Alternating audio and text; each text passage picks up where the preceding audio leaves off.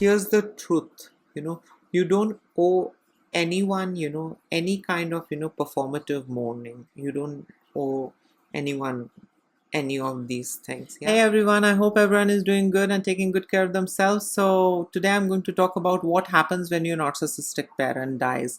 Yeah, I have experienced, the death of my narcissistic parent, and trust me, it was very confusing, very liberating at the same time.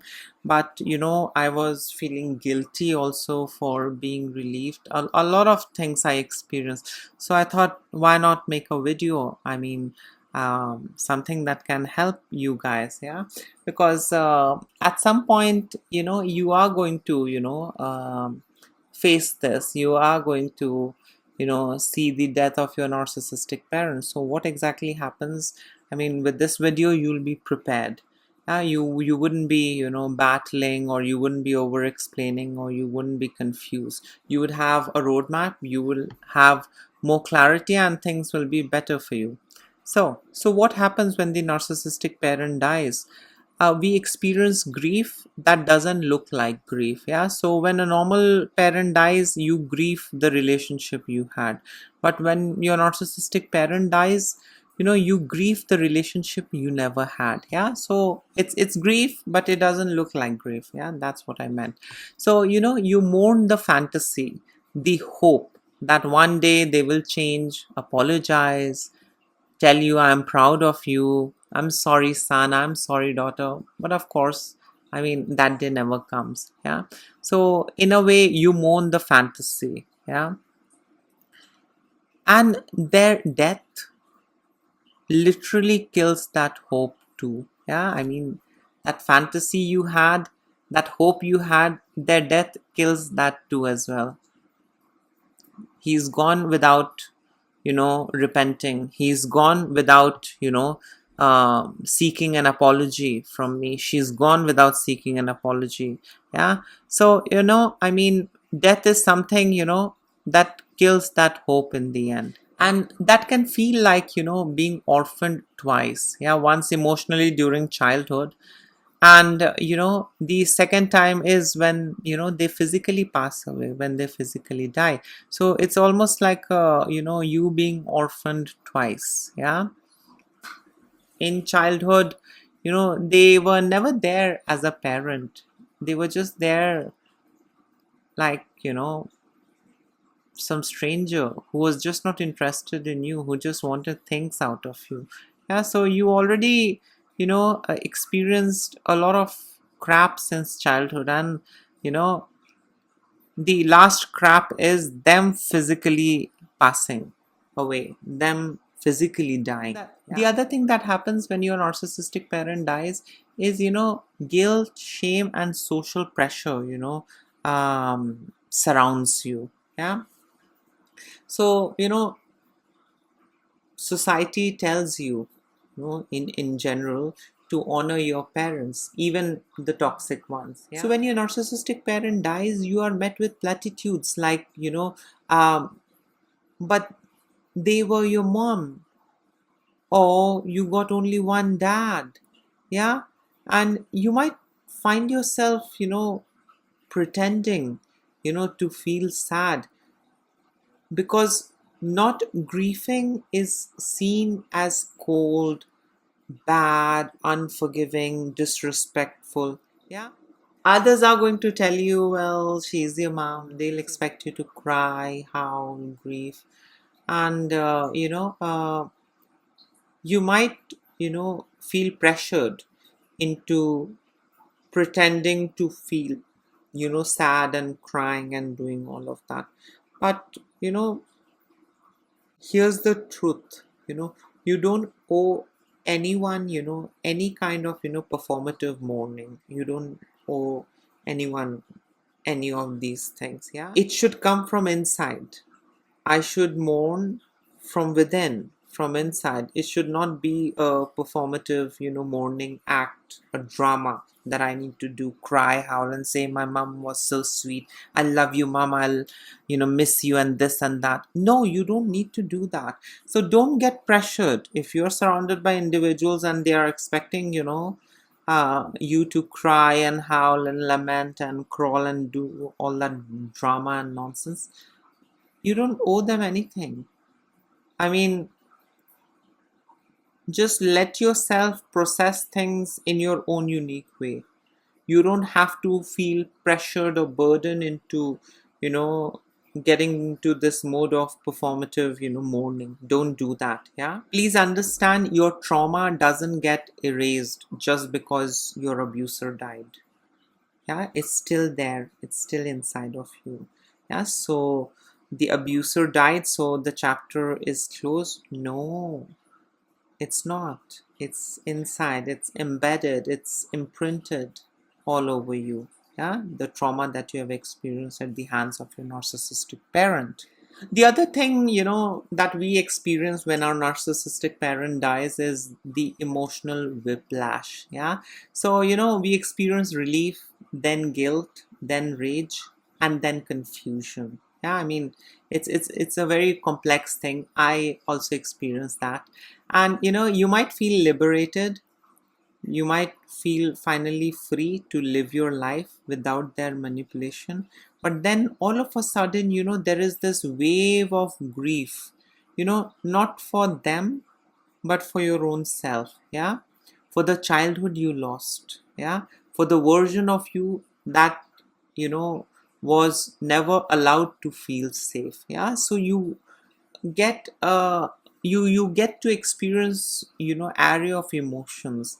Yeah. I mean, relief is also there, then guilt is also there, then rage is there, then confusion is there.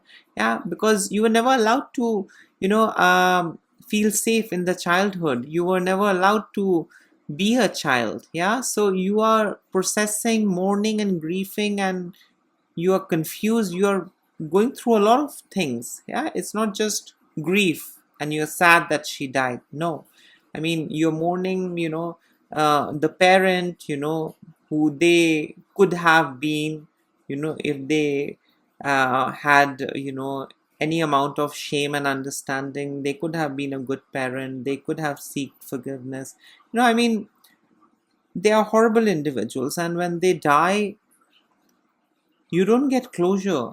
Instead, you feel guilty, you feel burdened, you feel, confused, you feel, and you experience rage. You go through a lot of, different emotion. Yeah, it's not just sad grief and that's it. Yeah. And here is an interesting thing: many adult children report dreaming about their narcissistic parent more after their death.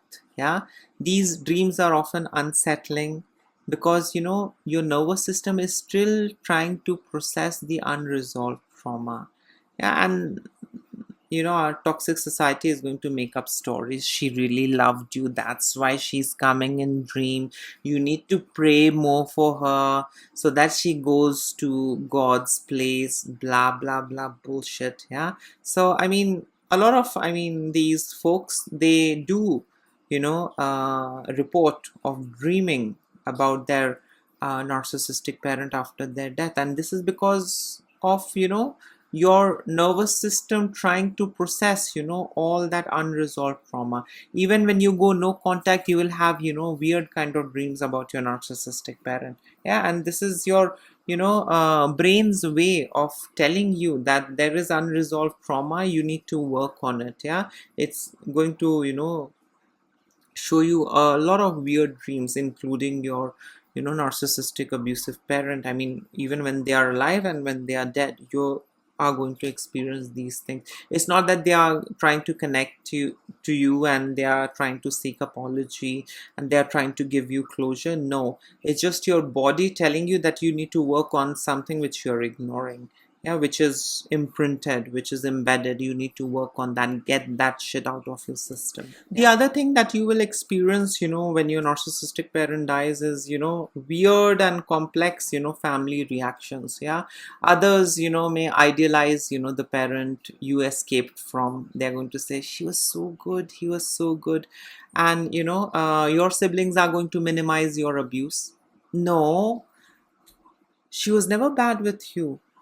You are interpreting things in a wrong way. She was a noble woman, she was a noble man. So all of a sudden, this abusive person, this toxic person, becomes a saint after they die. Yeah. And that's what is seen in the family.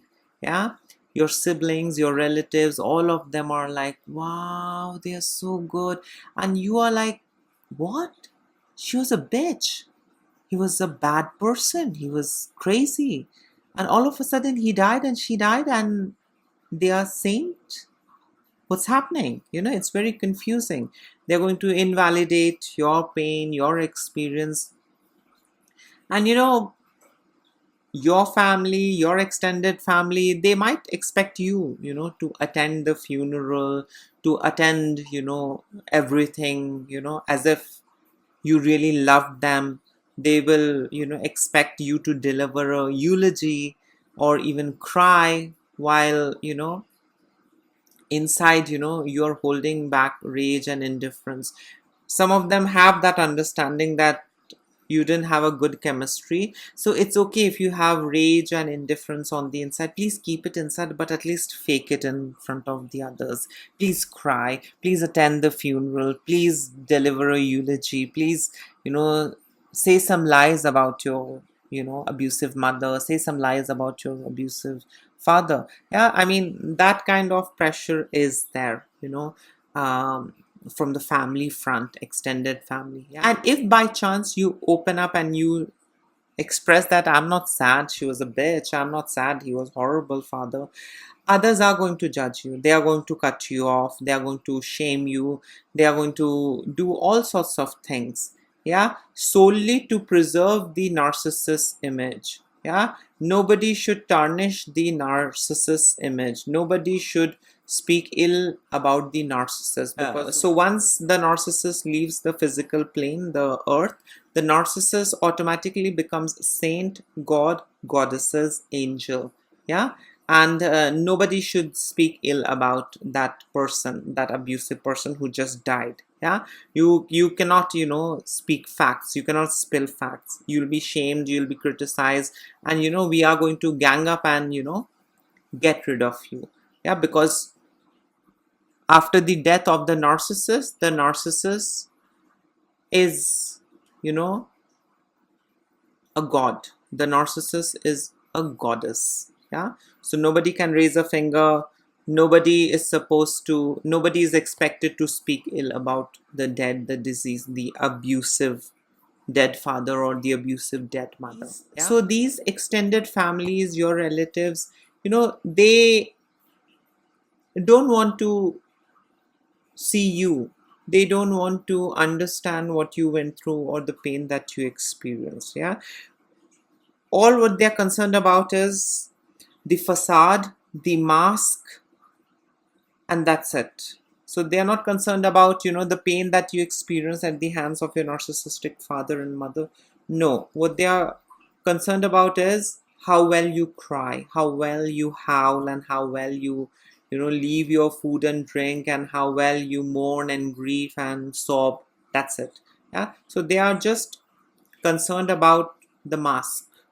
Yeah, the fake and not the original and the truth. So how do we heal after the death of our narcissistic parent? I mean, if you're still in touch or if you've got no contact and then your narcissistic parent dies, I mean, what is the roadmap? How do we heal after the death of our narcissistic parent? You need to understand, just because they are dead doesn't mean that the damage dies too. The damage is there. They died, the abuser died, but they damaged you and you are damaged, and you are there till the time you don't die. Yeah. So in fact, this is often when real healing begins. Yeah. The death of the abuser, a lot of realization, a lot of things kick in when the abuser dies, abusive parent dies. Yeah. Because you are no longer gaslit, by their presence. You're no longer gaslit by their network. They're dead and gone. So no one is going to come and gaslight you. She was expecting you. He was missing you on the deathbed and all of that. There is no gaslighting, and that helps and speeds up your healing. Yeah, because that shit is dead and gone, and that's it. Now I need to work on myself. No one is going to come, no emissary is going to come to me and talk things out and gaslight me and all of that. Yeah, now is the time to process grief and reclaim, your very own narrative, your own path, your own life. And I often tell my clients to write a letter. I mean, you guys must be aware of this. So, just write a letter and just write whatever is in your heart and address it to your dead parent. And that's it. Just, burn that letter. Let go of everything. Pour your heart. And, if you're angry, just be angry. I mean, you don't have to fake, because the letter is with you. The letter is not reaching the dead. And it's a process to release the pent up emotions. It's a process to validate your emotions and feelings, which others were gaslighting and invalidating. Write that letter and just burn it. Apart from that, you can seek therapy. You can join some support group or community, and that's it. I mean, you will be able to move on in life with less distraction, less guilt and shame. Now, that doesn't mean that you don't need to do the dirty work. You have to do a lot of dirty work. That includes unlearning a lot of things. You need to stop punishing yourself. You need to stop gaslighting yourself. You need to stop torturing yourself. You need to do a lot of things. So, I mean, they are dead and gone. One hurdle is over. And get rid of those relatives. Do the letter thing. And start working on yourself, because now there is no one who is going to tell you or pass across messages through this person, that person, XYZ. So I mean, know that your grief is 100% valid, and please understand that your parent died, your narcissistic parent died, they never resolved or gave closure. They died, and you are still confused. Yeah, so that is how narcissistic relationships are. When they are alive, you're confused. When they die, you are still confused. So there is no closure. That's how they have you on hook. That's how they have you on leash. Yeah, so you need to understand you're not alone. There are other survivors out there. You can never get closure from your narcissistic parent. When they are alive, when they are dead and gone, you will never get closure. You have to give closure to yourself. You have to validate your own pain. You will have to give permission, to yourself to grieve differently. You will have to give permission to feel relaxed. You will have to give permission to yourself to, experience relief. And it's okay to feel nothing at all. And it's okay to feel everything. So you have to retrain, you have to unlearn, you have to tell yourself, you have to validate your emotion. You have to in some ways enable yourself to at least relax, to process things differently, to process everything and to process nothing. Just let yourself do what it wants to do. That's it. Don't force, don't impose, don't feel pressured and get into that rat race. You don't have to. Yeah. So yes, this was it. I mean, in case if you would like to add in something, you can always comment below. Till then, take care of yourself. Lots of love and blessings to all of you. Bye.